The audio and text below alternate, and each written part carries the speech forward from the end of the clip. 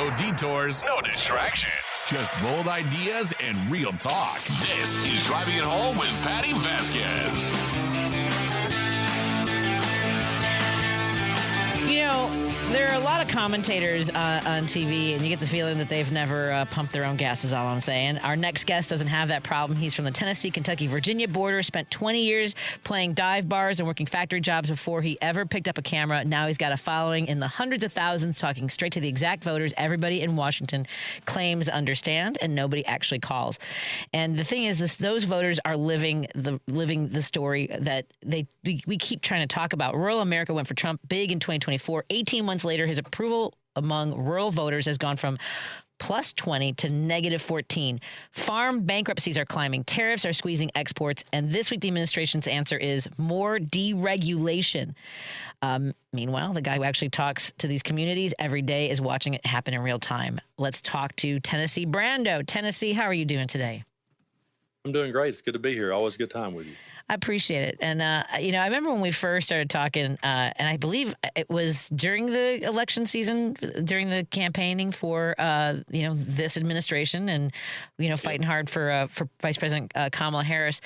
But let's go before that. You, as I mentioned, you've worked factory jobs. You've performed in dive bars. What was that moment you're like, I got to talk to people about what's really happening right now in our communities? It was really during 2020, during the pandemic, because all the gigs got canceled and now you're home, and a friend of mine reached out to me and asked me if I'd be interested in doing like a DJ on an internet radio station he had. And so I had never done that. And I was like, well, I'll try my hand at that for a little while. So we did that. But I don't know, it was one of those moments where, it was like, okay, if the world's going to shut down and everything's going to be taken away from us, I can't be quiet about it. It's like, I got to talk about this moment. And so it really, for me, started right in there. And I sat down one day, I was outside, and there was a country singer from Kentucky named Tyler Childers. And he had recorded an album called Long Violent History, where he talked about the police brutality. And he did a video, like a message video explaining his song. And when he did, everybody started calling him woke, and saying that they were going to cancel him and never go to one of his shows again and all this. So I just sat down and I wrote out this big long-winded Facebook post like you would do. I typed for like ever, where it looks like a book when you're done. And then I thought nobody's going to read that, So I just backspaced it. Then I sat there for a minute and I went, no, I really wanted to say that, but I didn't feel like typing again. So I just made a video, and I had never done that before. And I made the video, and boom, it just went through the roof. And then people started saying you should do that again. And I did. And that one went through the roof. One thing led to another. And here we are. It's like, it just became the lane that I ended up in. And it's been crazy, but I don't know. It was like during that time of everything happening, and especially after January 6th, it was like, I could no longer just sit on a fence. Like I can't just sit back and play my songs on a bar stool. I got to talk, How much do you respond to do you still respond, I guess, to anything in the comments? I mean, because that's part of how you grow engagement too, is by responding. Yeah, it is. There for a while, I didn't really engage it too well. At the start, I did. At the very start, I engaged it. Then I kind of got away from it, and now I've kind of tried to find a healthy balance of it. Right. I still go back to it and try to find it. And I do engage with some people. I had a person send me a video this morning. They weren't from here. They weren't from America. I'm not exactly where they were from, but they were like, I've unsubscribed to you because all you talk about is Donald Trump. That's it. You don't talk about no one else, And like, why don't you talk about, Putin, or why don't you talk about, other people? I'm like, I do. I talk about them in, with their dealings with Trump. It's like, right. I don't enjoy talking about him either. It's like, right. I really don't. I wish we could all be talking about something else, Yeah. So, it's like, I was like, yeah, I get where you're coming from. Trust me, I get tired of talking about it every day, but that's what's affecting people right now. So we got to keep calling it out. And I know that we both get a lot of really nasty things in our comments. I am at the point now where at first I wasn't necessarily blocking people, but I also don't want the people who are interested in the conversations, do want to find allies, do want to find the community. Mm-hmm. I don't want them to be attacked and called. I mean, I was just watching somebody say that would you scrub your brain with a toilet brush? I'm like, that doesn't even make sense. It's not necessary in my comments. So I block them. Do you do that, or how do you manage those things? Well, I do if it starts getting threatening, I don't really, as far as them just insulting me or being insulting, I don't really do that. But when it gets to be a threat or it's just blatantly over the top racism, I will. Right. I'll go ahead and block them and get them out of the conversation, because I don't want to make people in the comment section feel threatened either. So as far as that goes, but I try to just block out that negativity and and focus on the positive, because there's a lot of it out there, and there's always going to be the people that don't like what you do, and there's always going to be people say things. So I just keep an eye on it, and if see how the threats look. Sometimes they're just kind of people just going off. Sometimes they seem a little more serious. You just try to. It's a crazy world we're in. It really is, that we're even having this conversation. I that know. were people that just are, like you said, we're commentators. We're just talking about it, and man, some people definitely takes it to heart. Yeah, I mean, I don't know how their thumbs work, but you can scroll right past our videos. I know. It's not. Yeah, you sure can. There's nothing holding you here and making you say anything. So you talk. I mean, you're talking to folks who are really at the sharp point of the policies that Trump hasn't unfolded across the country and around the world. What are you hearing from folks? Are you hearing from those who voted for Trump and are you're like, maybe Tennessee is being reasonable? Yeah, I think we are. So recently, I had a really good experience, and I plan on doing it again. I went door knocking with Michaela Barnett. She's running for Congress here in District 2, where I'm at. And this district has been red since 1867. Wow. The last time a Democrat held this district, it was 1867. Well, that would have been before the parties flipped. So we've been that way for a long time. And she and I went over to a part of my county here, and it's a blood red county that I'm in. And we had the option of, we could go to Democrat houses or we could go to moderate Republican houses. And it was like, well, if we go to the Democrat houses, we've already got their votes, and we met with some people at a community center, and they knew who we were. So they were excited to see us. And she was like, well, if we go out to the Democrats' house, everybody's just going to be excited to see us. We got to win people over. I said, okay, let's go. So we go to the moderate Republicans' house. And I was kind of dreading it because I'm in blood red Tennessee. I was like, oh, what am I going to walk up on, But we walked up on what ended up being really good conversations with people that were interested in hearing what she had to say. And I thought really the way she led off with it, she didn't come at it from, hi, Michaela, I'm a Democrat here to tell you why Republicans are bad. It wasn't that. It was like, hey, I'm here. I'm running for Congress here in District 2, and I wanted to talk to you about this community and what could I do to help you here, Right. And then I noticed the reaction was kind of this look of like, well, I'll tell you what you could do. I'll tell you what could happen. I'll tell you what we do need. And then that led us down a conversation where we didn't have a combative argument, because we were just talking about what we needed and the things that the community needed. And then, then she led with, well, I'm running against Tim Burchett, and he does a good job going on podcast and cracking jokes, but he's not done much here. And I just remember one guy said to us, he said, he comes by here about every 4 years and makes a bunch of promises and keeps moving, Man. And so I think people are feeling that. It was a good experience for me, because sometimes it is so blood red here and it's so loud that you just think everybody is that over the top guy in the comment section. Yeah. And going door to door like that reminded me that, they're not. There's reasonable people out there. They're feeling it. And I think that, here in Tennessee, I think you could see some candidates that you wouldn't think pull it off. I think you could see some upsets. I really do, because there's just more people. Really? I think are really starting. Yeah, I think so.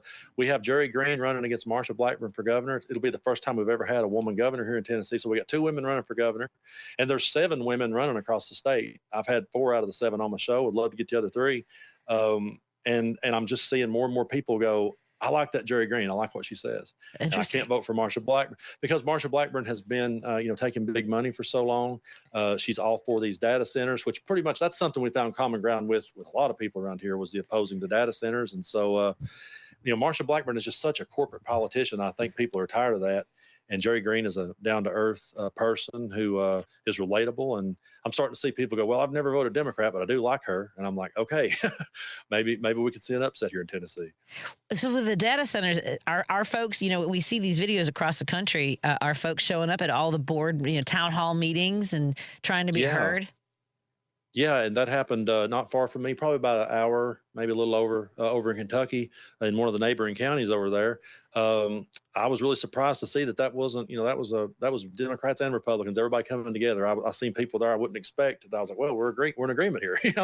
That was a good thing to see them standing against it. And yeah, there's a whole lot of people that's something that like when we were having the door knocking conversations, that was another place where we found common ground with people. What were some of the other things that you found common ground with? I mean, we've talked a lot about how much the tariffs have affected farmers and manufacturing. Yeah. What are they experiencing when you talk to them on their porches? Yeah, a lot of that, and a lot of people affected by that, and a lot of people just affected by affordability, just not being able to afford to live. I mean, minimum wage here in Tennessee is still $7.25, and it's really hard here to get ahead. and make it. And so we heard a lot about that. And a lot of people just, I think, feels forgotten here. The people we talked to was like, we get looked over. I found a way to work into talking about, we do. We get looked over a lot of times. We end up fighting some culture war that really has nothing to do with either of us. It's not going to affect us, and so we was able to definitely talking about, affordability and just the gas prices, things like that. That's where everybody's conversations went, By the way, a listener from the 872 in the Chicagoland area says, I've been following Tennessee Brando for a long time. Tell him I knew he was an old Bubba the first time I heard him. He'll know what I mean. Oh, thanks. I appreciate that. Awesome. What's an old Bubba? Tell us just. I assume just a country dude. I'm assuming. No, I hope that's what it is. I hope that's what it is. I think so too. Right. I appreciate that. What do you want people to know about the folks? There's obviously a lot of regional differences. When it comes to what is important to folks. We've talked to a lot of our friend like Jess Piper, who ran for office in Missouri, and people would be on the front porch and say, "I'm a Christian. I could never vote for a Democrat." And so we have this idea that there's this stronghold of religion, of conservatism. What do we not know? What are people getting wrong about places like where you're living and talking to people? Well, there definitely is. There definitely is the Bible Belt here. That's for sure. And there's people that can't get past that label of the Democrat. There is a lot of that here, but Tennessee is a place that I think a lot of times the diehard MAGAs, they have the microphone and they're really loud. They're just really loud. And I tell people all the time, there's so many more reasonable people here, down to earth people that just want to make a living and do the best they can. And I think that we're seeing more people now I'm seeing more people start to speak up than I've ever seen. Like more people starting to get out and be more outspoken about things and show up at things like that, events like that. And so I just think that there's been a lot of progress here with Martin Luther King going back in our history. So many things happened here in Tennessee that pushed the conversations forward. But it's just been one of those things where I think we get overlooked a lot of times because people goes, well, that's Tennessee. It's red. It's always going to be. Yes. But there was a time and place when we were more of a purple place, and we lost that along the way. But we've had so many years of it not working that I think people are starting to go, well, wait a minute. We've been saying this for years. We've been saying at least they're not a Democrat, but what are they doing for us? And so how much I think there's way more reasonable people here than people realize. Would you say, and I didn't know about Fox News, honest to God, until 2003. I didn't realize the momentum of, this conservative network, fair and balanced. Was that what it was? Is that their moniker? Yeah, I think it was. Something like that. Pretty sure. Would you say that that's had an impact? I mean, I would imagine like that some places that's all they watch all day long. Yes, it is. And so I'm glad you brought that up because around here, I saw it too around that time, especially after 9/11. I saw Fox News starting to pick up steam after 9/11. And now it's pretty much in every place of business you go in around here. It's on the TV. If you go to the doctor, if you go to the barber shop, if you go to anywhere, restaurant, dive bar, wherever you're at, I've played it in bars before where it was played on the TV and over from me, and it's like, it's just kind of like Coca-Cola around here. It's everywhere. And people just believe it because that's all they're hearing. I can't count the people who kind of are maybe more moderate Republicans, or maybe they're kind of apolitical people who will say to me, I heard you talking about something on YouTube the other day. I had never heard of that before. Like I had never even heard that story. Yeah. And I'm like, yeah, I know, because you're listening to Fox News just by default. I used to go into my babysitter's house and she was always watching Fox. She was the nicest lady I ever met, but she was always watching Fox. And one day she was like, yeah, I don't even know what they're talking about. But it was just something that she left on, like by default. It's like, that's what you turn on. And so I get that a lot. I get people saying, I heard you talking about that. That was really serious. I didn't like the sound of what you was talking about. That was horrible. I'm like, yeah, it's happening. It's just Fox News ain't covering it, Yeah, and we can't, exclude it from our satellite packages. And as you mentioned, it's I haven't been in bars or restaurants that often lately because we eat mostly at home now. But there's an app. You used to be able to change channels in the bars and restaurants. Mm-hmm. So I would, if Fox was on or if the White Sox were playing. Sorry, White Sox. But I used to be able to change a channel with an app. One of our listeners wants to let us know. Bubba just means a real good guy, a stand-up guy who always does the right thing. Maybe it's more common in West Virginia. So they wanted us to know that. One of our listeners asks if you believe universal health care coverage should be considered part of our national security, like in other countries. Do they? I hadn't even thought of that. I've never thought about it from that angle. But I'm gonna have to think about that now. Me too. That's an angle. That's an angle I thought I hadn't went down. They've been putting that in my text for a couple of days, and I haven't had a chance to read it on the air, so I thought I'd share that with you. Well, Thank you. Tennessee Brando, everyone should be following you. By the way, I see the YouTube silver plaque over you. What is that? Is that getting to 1 million, or what is that? Million views? That was 100,000. I'm at 930,000 now. So folks, get them over 1 million. Let's go. When I get over 1 million, they'll send me a gold one. Okay. So congratulations. That's fantastic. Thank you. I appreciate that. Awesome. Thank you. Everyone follow Tennessee Brando. Always a pleasure to have you on. He's on all the social media platforms. YouTube is your main platform, right? It is, yes. Yeah, excellent. It is. I'm on all the other ones too, though. Do you have any final thoughts? Yeah, Tennessee Brando. It doesn't get any easier than that. He's the Tennessee guy, Brando. Do you have any final thoughts you want to share with our audience about how you're feeling going into the midterms? I mean, we'll talk to you again before that, but what's your sense of things? For sure. I just want people to stay focused and don't lose hope and get out there and vote and don't get this defeatist mentality. I say this to people in Tennessee all the time, especially. Don't say, well, we've always been red, so I'm just going to stay home. A vote ain't going to matter. Yeah. I think we got to get out there and get louder than we've ever got, because you know good and well that they're not going to just accept these results. Probably it's not like Trump's going to come out and say, oh, I accept it. We'll work with Democrats. He's going to kick and scream every step of the way. So we just have to be loud and continue to push forward and let our votes be counted, because I think too many people get the defeatist mentality, and I say to people, don't do that. Just get out there and vote. I appreciate it. Well, thank you so much, Tennessee Brando. We will talk to you again soon, and take care of yourself. I love your background. All right, you too. I got to work on my background. I've got a lot going on. You've got a lot going on. I've just got the one banner. I feel like I need a collection. Thank you so much. Thank you.